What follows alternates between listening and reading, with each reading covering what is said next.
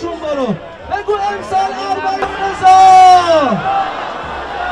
يا امام رضا.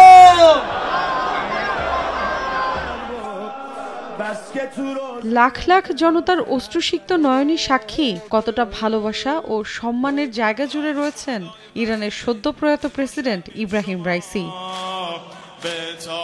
মঙ্গলবার দেশটির পবিত্র কোমে শহরে রাইসির মরদেহ নেয়ার পর ফুল দিয়ে শ্রদ্ধা জানাতে ভিড় করেন অসংখ্য ভক্ত।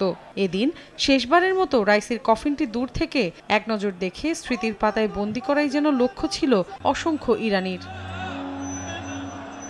এরপর আবারও রাইসির মরদেহ নিয়ে যাওয়া হয় তেহরানের গ্র্যান্ড মোসাল্লা মসজিদে। সেখানেও ছিল ভক্তদের উপচে পড়া ভিড়। এ সময় প্রিয় নেতার পাশাপাশি রাখা হয় হেলিকপ্টার দুর্ঘটনায় নিহত 7 জনের মরদেহ।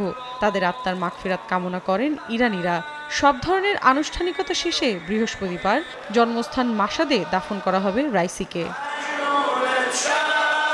নগদে 500 টাকা বা তার বেশি পেমেন্টে পেতে পারেন ঢাকায় জমিসহ 20 কোটি টাকার পুরস্কার।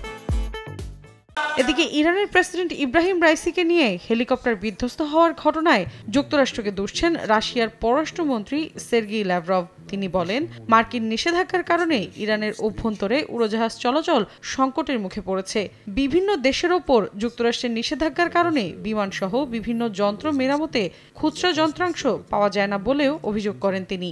অন্যদিকে সদ্যপ্রয়াত প্রেসিডেন্ট খুবই নির্ভরযোগ্য একজন অংশীদার ছিলেন বলে জানান রুশ প্রেসিডেন্ট ভ্লাদিমির পুতিন। তিনি ছিলেন এক কথার মানুষ এবং তার সঙ্গে কাজ করাও অত্যন্ত আনন্দের বিষয় ছিল। রাইসির অবর্তমানে তেহরান মস্কো কূটনৈতিক সম্পর্ক অটুট থাকবে বলেও জানান পুতিন। রাইসির এই হঠাৎ চলে যাওয়ায় শোক প্রকাশ করেছে জাতিসংঘ। মঙ্গলবার সংস্থাটির সদর দফতরের পতাকা অর্ধনমিত রেখে সম্মান জানানো হয় ইব্রাহিম রাইসির প্রতি। একই দিন পতাকা অর্ধনমিত রেখে 36 ঘন্টার জন্য শোক পালনের ঘোষণা দেয় কিউবা সরকার।